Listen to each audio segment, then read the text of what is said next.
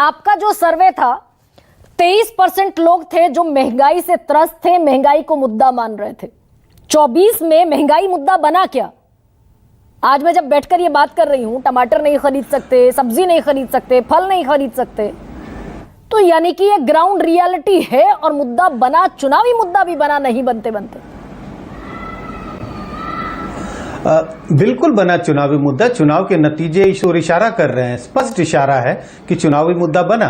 अब आप लोग ये कहेंगे कि चुनावी नतीजों को देखकर आप ऐसा कह रहे हैं। हाँ। हमने एक सर्वे चुनाव के पहले भी किया था, चुनाव के बाद भी, मतलब जिसको पोस्ट पोल कहते हैं, चुनाव के पहले किया था, अप्रैल के तीसरे चौथे सप्ताह, मार्च के आखिरी सप्ताह में।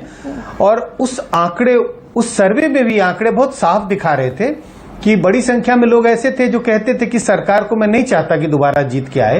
और उसका बड़ा कारण बताते थे, दो कारण। बेरोजगारी बढ़ी है, रोजगार के अवसर पैदा नहीं हुए हैं, और महंगाई।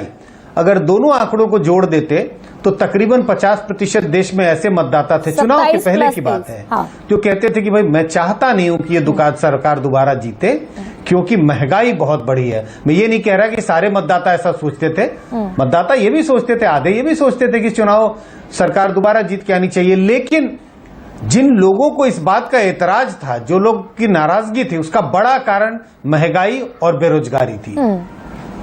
तो संजय, आपका अपना जो ऑब्जर्वेशन है जमीन पर, वो क्या कहता है कि ये डिफीट महंगाई पर भी कहीं ना कहीं रिलाय अपॉन करती है?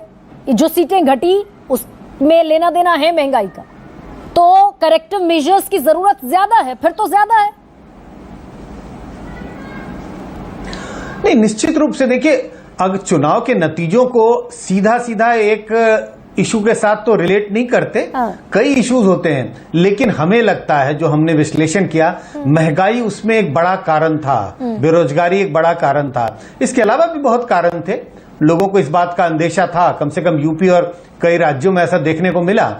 लोगों को इस बात का डर हो गया कि अगर बीजेपी की बड़ी जीत होगी तो संविधान में परिवर्तन होगा और जो रिजर्वेशन के जो प्रावधान है उस पर चोट आएगी। लेकिन इन सब को अगर हम साथ भी लेके चलें तो महंगाई और बेरोजगारी एक बड़ा कारण बना, और कई राज्यों में मतदाताओं ने इस बात का जिक्र किया कि भाई हम त्रस्त हैं, हाँ, महंगाई बहुत है, लेकिन और इस सरकार को मेरी इच्छा है कि दोबारा जीत के ना आए। ठीक है संजय जी, प्रोफेसर संतोष मेहरोत्रा मेरे साथ जुड़ गए हैं, देरी से जुड़े हैं सर। मुझे ये बताइए